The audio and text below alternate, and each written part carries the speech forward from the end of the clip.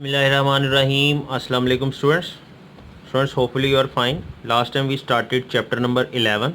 Chapter number 11 parallelograms का हमने chapter शुरू किया था और मैंने आपको ये कहा था कि आपने इसके जो मेन पॉइंट्स मैंने लिखवाए थे वो आपने उनको अंडरस्टैंड करना है ताकि हम क्वेश्चंस कर सकें। तो आज हम उन मेन पॉइंट्स को यूज़ करते हुए 11.1 एक्सरसाइज जो है उसको डिस्कस करेंगे। क्वेश्चन नंबर 1 इसका देखें ज़रा। One angle of a parallelogram is 130। Parallelogram का एक एंगल 130 का है। Find the measures of its remaining angles. हमने रिमेनिंग एंगल्स बताने हैं कितने कितने के हैं। तो पैरेललोग्राम का एक एंगल 130 का बनाना है आपने। सबसे पहले हम क्या करेंगे, हम एक फिगर बनाएंगे जी। फिगर हम बनाएंगे एक, जिसमें हम एक पैरेललोग्राम कंसीडर कर लेंगे ABCD और उसमें हम एक एंगल 130 का ले लेंगे। ये एंगल B मैंने 130 का ले लिया। क्या लिखा हमने, consider a parallelogram ABCD as shown. अच्छा, अब पैरेललोग्राम से रिलेटेड जो हमने पॉइंट्स पढ़े थे उसमें हमने एक पॉइंट पढ़ा था कि एक साइड पे बनने वाले दोनों एंगल्स आपस में इक्वल होते हैं। सॉरी, एक साइड पे बनने वाले दोनों एंगल्स का सम 180 होता है। तो उस हिसाब से हम क्या कह सकते हैं, since angles on the same side of parallelogram. Parallelogram लिखने का ये एक तरीका है कि आप पैरेलल लिख के उसके ऊपर ग्राम लगा दें तो पैरेललोग्राम बोलेंगे इसको। ये मैथमेटिकल लैंग्वेज है। Angles on the same side of parallelogram are supplementary, so I can write measurement angle A plus measurement angle B is equal to 180। अब इसमें से हमें B की वैल्यू का पता है 130 है, वो इधर पुट कर दी। ये वैल्यू दूसरी साइड पे जाके माइनस हो जाएगी, तो 180 माइनस 130 करें तो A आ गया 50 डिग्री। अब A भी हमारे पास आ गया, B भी आ गया। C और D फाइंड करने के लिए हम दूसरा जो रूल पढ़ा था वो लगाएंगे। Since opposite angles in parallelogram are congruent, parallelogram के ऑपोजिट एंगल्स कॉन्ग्रुएंट हैं, so angle C is congruent to A and B is congruent to D। तो I can write C congruent to A and D congruent to B। अब A की value का हमें पता है, C ऐसे लिख दिया और A की वैल्यू लिख दी 50 डिग्री। इसी तरह D ऐसे लिख दिया और B की वैल्यू लिख दी 130 डिग्री। तो इस तरह से हमारे पास बाकी दोनों अननोन एंगल्स भी आ गए हैं। तो क्वेश्चन हमारा इस तरह से कंप्लीट हो जाता है। अननोन एंगल्स हमने जो है वो फाइंड करने थे जी। क्वेश्चन नंबर 2 देखें ज़रा। क्वेश्चन नंबर 2 में कहता है one exterior angle formed on producing one side of parallelogram is 40 degree. कहता है पैरेललोग्राम की एक साइड को प्रोड्यूस करें तो उस पे जो एंगल बनता है बाहर वाला एक्सटीरियर वो 40 डिग्री बनता है। ये मैंने आपको पिछले लेक्चर में बताया था कि प्रोड्यूस कैसे करते हैं साइड को। अभी हम फिगर भी बनाएंगे।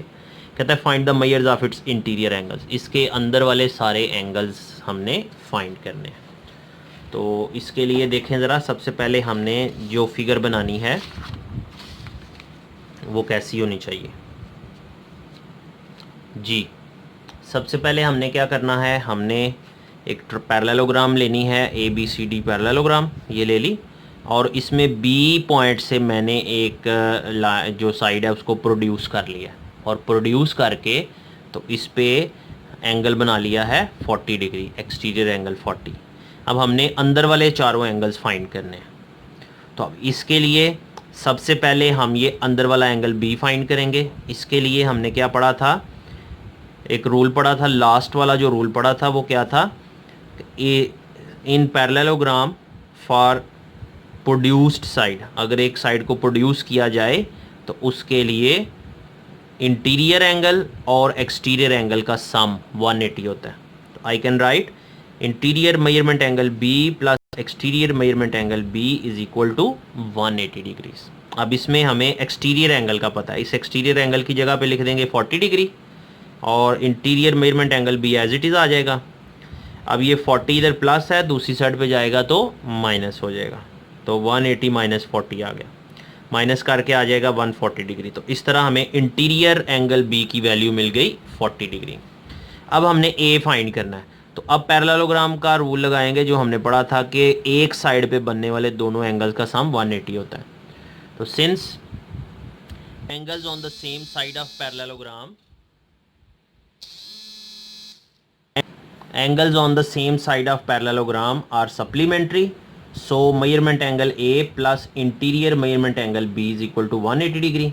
इसमें इंटीरियर मेजरमेंट एंगल बी की वैल्यू हमने लगा दी 40 डिग्री, तो ये 40 उधर जाके माइनस हो गया, तो हमारे पास ए की वैल्यू भी आ गई है 40 डिग्री। 140 उधर जाके माइनस हुआ तो ए की वैल्यू भी 40 आ गई। अब हमारे पास बी की वैल्यू भी है और ए की भी है। अब हम क्या कहेंगे, opposite angles of parallelogram are congruent. Since opposite angles are congruent, so I can write measurement angle C is congruent to A and D is congruent to interior B। तो A की जगह उसकी वैल्यू 40 डिग्री लगा दी, D की जगह पे उसकी इधर इंटीरियर B की जगह उसकी वैल्यू 140 लगा दी। तो इस तरह हमें बाकी दोनों एंगल्स भी मिल गए। तो इस तरह से हम जो क्वेश्चन है उसमें सारे अननोन एंगल्स को फाइंड कर सकते हैं। तो 11.1 एक्सरसाइज बेटा हमने कंप्लीट कर लिया है। इन क्वेश्चंस को आपने खुद 1 दफ़ा 2 दफ़ा 3 दफ़ा जितनी दफ़ा आपको ज़रूरत है प्रैक्टिस की आप इनको करें, नीट रजिस्टर में भी लिखें। इंशाल्लाह नेक्स्ट लेक्चर में हम अगले क्वेश्चंस सॉल्व करेंगे।